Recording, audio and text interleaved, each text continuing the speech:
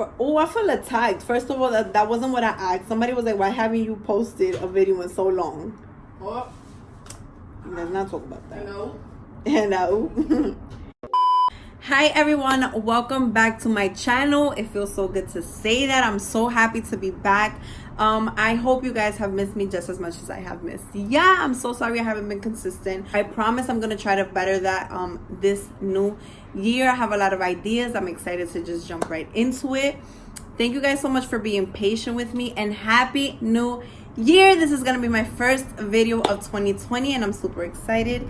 It's gonna be a fun one. I asked my Instagram and Snapchat to send me some relationship related questions. Didn't necessarily have to be like boyfriend and girlfriend type of situations. I got some questions about like parents, friendship, boyfriend and girlfriend, and all of that. So I think this is going to be a super interesting, fun video. You guys are going to be able to get to know me a little bit better, see like how my mentality is, how I move, how I handle things. So yeah, I'm excited. By the way, guys, I just want to give a quick disclaimer.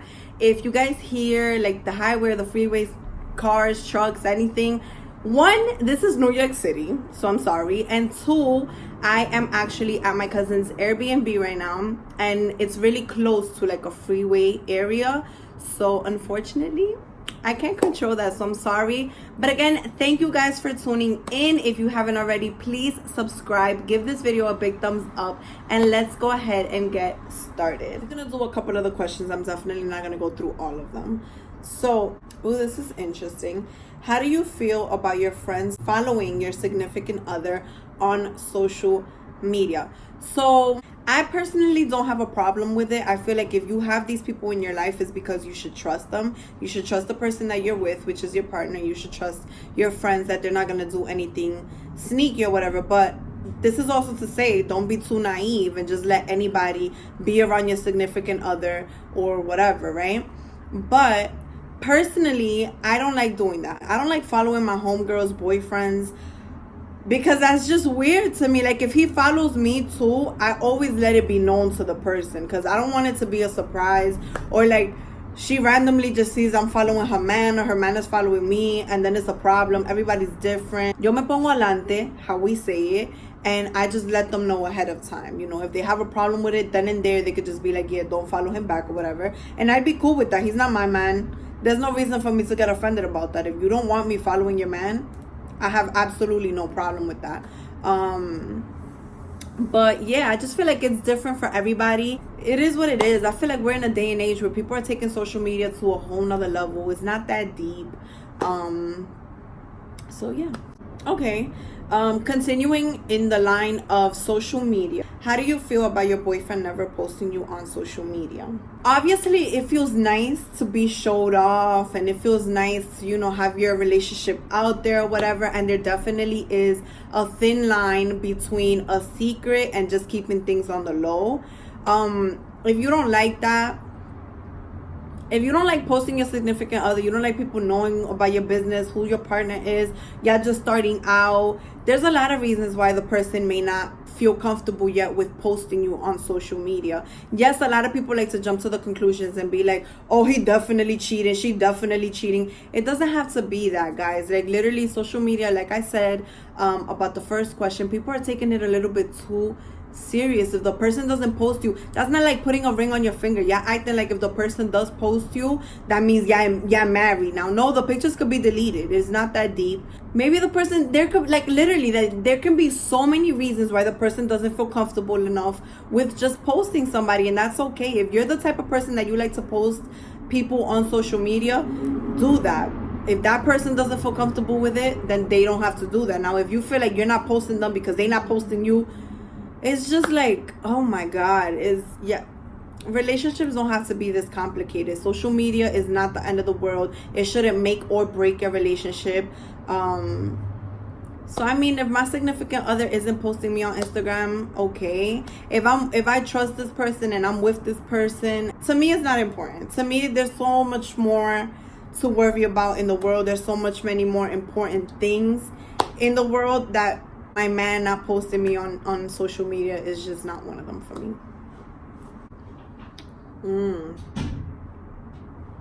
This is a good one, but it's a little bit complicated.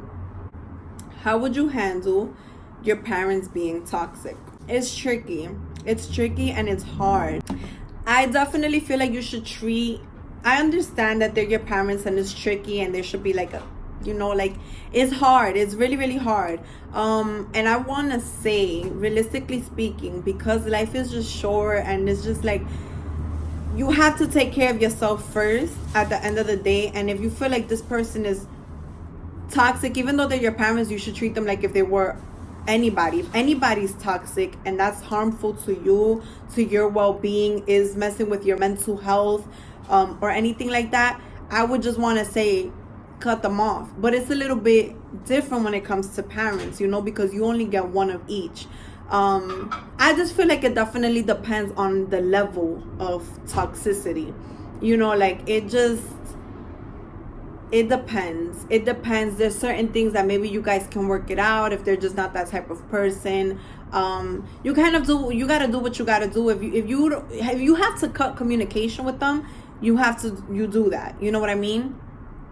If you feel like moving out and y'all being apart helps the relationship, because the parent isn't on your back or whatever, do that. Like, you know, figure out the ways. But that question, I'm not gonna lie, is a little bit difficult. What would you say, Kiara? What were you gonna say? Just don't pay attention to them, to be honest. Like, that's all. Just ignore it. I have a really toxic mother, and when I was younger, it used to affect me. But now that I'm 27, I learned that she's not gonna change. That's just who she is, and you just have to like accept it, basically. Because at the end of the day, that's your mom.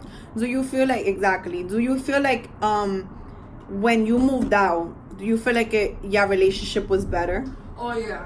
When sometimes it be like that. I noticed that me and my mom, we get along very well when we're like miles away from each other. We used to have like the best relationship. Like, she used to text me every day. Sometimes she would call me. A lot of the time, you guys clash because you have the exact same attitude. Because me and my mom, I never thought of that. We have the exact same attitude. And it's crazy because it's like you could become a mirror of how you were raised. You know, so it's easy for us to react to things the same way our parents do. But it's weird because she's not like my grandma. And maybe it depends too on generations. So your mom had you young, so that means while you were young, your mother was still young. Yeah. By the time maybe your grandmother had your mother, she wasn't that young. My grandma was 30. That could be the difference. And then mommy had me at 16. That could be the difference, yeah. But that's how I deal with my toxic mom. Hopefully she don't watch this video. Yo, imagine. Okay, next question. These are good questions so far. Next question. Do you feel like, okay, do you feel like it's okay if you're in a relationship and your man asks you to have a threesome? No. I can't say no. It's not okay for your man to ask you if you would have a threesome.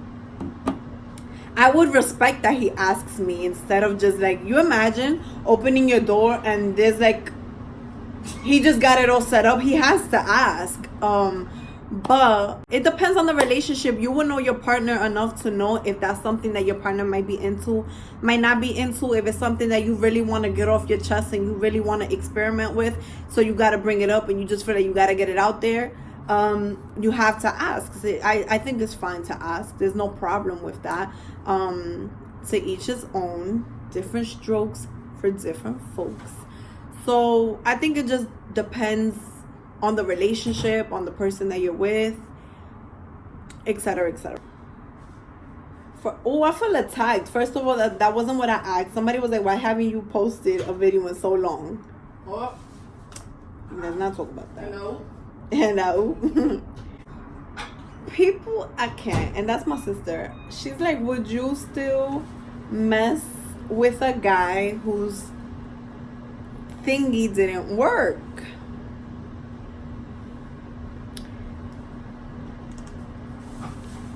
Okay, so for this question, how do you feel about and deal with a long distance relationship. So for those of you who didn't know, I did go through a long distance relationship. I believe it was the first year with my relationship with my husband. We were doing long distance. We were about 4 hours away. He was living in Massachusetts and I was living here in New York. So how do I feel about it? I mean, I just feel like if you're gonna get into a long distance relationship with anybody, y'all have to make sure y'all both on the same page. It's not easy, so y'all gonna have to talk it out. If you feel like you can genuinely handle that pressure and doing that, there's gonna be a lot of lonely moments. There's gonna be a lot of moments where you're feeling like, damn, is it even worth it being in a relationship and I can't see my man whenever I want. I can't go out on a date whenever I want. It has to be planned. Basically, it can only be done in certain amount of hours, certain amount of days, specific days when we visit each other, etc., etc. It can get really hard. So I feel like both people have to be 110% committed to the relationship. If not, it's not gonna work. Like, no matter how much FaceTime calls y'all have or whatever, it's not gonna work if both of y'all are not 100% committed to each other. There's so many things that can go wrong in a long distance relationship, from people just genuinely getting tired of waiting around and just having to be on a schedule when it comes to being with their partner, to a lot of infidelity issues or insecurity issues rising, you know? So you literally have to trust that person that you are with to the absolute fullest. You know what I mean? It's hard. It's really hard. How I dealt with it, we talked every single night. We made a schedule. We made a plan. What weekend are you able to come see me? What weekend am I able to go up to you? And you kind of do an itinerary too, to make sure that the relationship, when y'all do get together, y'all still are creating memories. Y'all still feel like y'all dating. You still get those butterflies. Y'all going out on dates. Like, you know, it sucks in a way that you just feel like you always have to have things planned and things can't just naturally happen. But it is what it is, you know? And if you're a little bit older and you genuinely do want to just settle down, you want to eventually live with your partner, if you have been together for a moment, you know, these are things that y'all gonna have to talk about, because another deal breaker could be who's moving where. Because eventually one of us is gonna have to move to where the other person is at, you know? So it all comes down, technically, I feel like it all comes down to the communication. Okay, so the same person actually asked a different question, also related to long distance. Can long distance make the relationship stronger, or does it make it worse? I feel like it definitely depends on the couple. It depends on their communication skills. I personally feel like, from experience, it made my relationship stronger. Our communication, from having to communicate, literally communication when you're in a long distance relationship is all you have. All y'all do is talk. Y'all can't physically be with each other. So I feel like it made my relationship stronger by the time we moved in together, by the time every time he came to visit and stuff like that. We just genuinely got along, because at the end of the day, we had a friendship. Because you literally, when you're in a long distance relationship, you're stripping yourself away from the physical aspect of the relationship. All you have is the mental connection and the communication. So it definitely strengthened my relationship with my husband. And well, at the time, he was my boyfriend. It can make it worse if, again, the person is not 100% committed to the relationship and there's like infidelity issues or there's anything sneaky going on. It can definitely worsen it. But in my experience, it actually strengthened our relationship. I had never lived with a guy before, and I thought it was gonna take some getting used to, and it felt natural because of the connection that we had built that 1 year of just being far apart. It goes both ways, and it just depends on the relationship and their level of commitment to each other and to the relationship. I feel like my boyfriend only cares about working. It's hard. I feel like sometimes, low key, I'm gonna give it up to the men, because I feel like sometimes us women, como quiere malo. Si no tiene dinero, if he doesn't work, he doesn't have any money or whatever, he's a bum. I can't be with a guy like that. He don't do nothing. He's lazy. He can't provide for me, etc. If he's working too much, it's a problem. He's not making time for me. All he thinks about is money. All he thinks about is working. Or he, you know. So I don't know how to feel about that question, but I understand that. And I feel like if you feel like he only cares about that and he's not giving you the same energy, he's not giving the relationship the same energy or he's not matching your energy. What you're giving out, he's not giving it back in return. That's definitely a conversation to be had. And if he sees what you're saying, if he's apologetic, if he tries to improve that and make you feel like he is making time for the relationship, then you gotta respect that. But if he's working and you know he's working and all of that, I mean, you know, what can I really say? How do you feel about fake friends? How do I feel about fake friends? I feel like I'm too loyal of a person. I'm too loyal of a friend that I need that type of respect back. So the same way you deal with toxic family members, toxic partner, or anything like that is the same way you would deal with a fake friend. That's toxic too. You got to go, baby girl. Sorry. Period. Poo. Okay, so next question. These are actually good questions. So, I have a feeling my man is cheating. Should I approach him about it or get proof first? Okay. Personally, I would get proof first, because what we're not gonna do is look stupid. We're not gonna look like we pressed over nobody if we don't have proof. I can't look like I'm jealous of another girl. I can't look like I'm mad that he's friends with another girl or something like that. I have to come correct. You have to come with your proof. Plus, I'm gonna say something, right? I feel like once you approach a situation like that and you basically accuse your partner of cheating, I feel like that already does something to the relationship. Like, I feel like that person is already gonna start looking at you different, because I can't imagine my man coming up to me and being like, I know you cheated, this and this and that, but he has no proof, and I know in my heart that I'm not cheating. If I was cheating, that's something different. But if I know in my heart I'm being accused of something that I didn't do, it's a wrap. Like, now I look at you like a bitch, honestly. Like, now I look at you like, ew, like, what type of person do you think I am? And why am I with you if this is how you think I act, or this is how you think I move, or whatever? So I feel like you gotta come correct. You gotta come with all types of proof. Do what you gotta do, boo. Get your proof. But if he's not cheating, just feel dumb and silent. Feel dumb and silent, but don't feel dumb publicly when he could prove to you that he's not cheating or something like that. So let's just leave it like that. Just get your proof. All right, guys, I think this is gonna be my last question, because I don't want this video to be too long. But let's see. How do you know when it's the right time to let go of certain people in your life? How can I put this? I feel like if you're not serving in my life,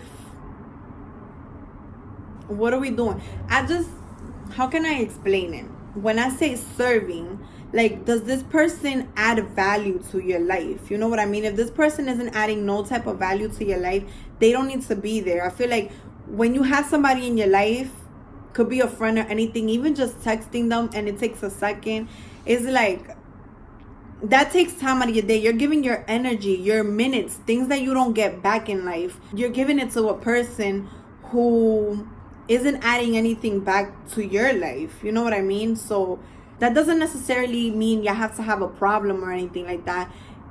But if that person, like, just literally, if that person isn't serving you, and we're getting older, guys, it's 2020, let's get it all the way together. If that person isn't helping you grow, I feel like they don't need to be there. We change up our phones, we, spring cleaning, clothes, this, that, we do all of that, but we keep people around for such a long time that just genuinely don't need to be there. It's like, you need to look around who you have around you, because that says a lot about you. You need to look around, see who's with you, see who's really in your corner, see who have proven themselves to you, see who want to see you succeed, etc. Those are the type of people that you should want around you. Those are the type of people that you should want to grow with. But if they're not doing that, they got to go, honestly. So that's when you know somebody, like, without even having to be toxic, there's no beef, there's no nothing. It's just they're not helping you evolve. Okay, so that was the last question. Again, thank you guys so much to those who asked some questions. If you clicked on this video, if you made it all the way to the end, thank you. If you guys want to see more of these videos, just let me know in the comments below. Also, just let me know in the comments what you do want to see from my channel. Don't be shy. Make sure you give this video a big thumbs up. Subscribe if you haven't already, and I'll see you guys in the next one. Also, shout out to this one for letting me use for letting me use her Airbnb. This was cute, right? This was cute. It was cute. It was a cute moment.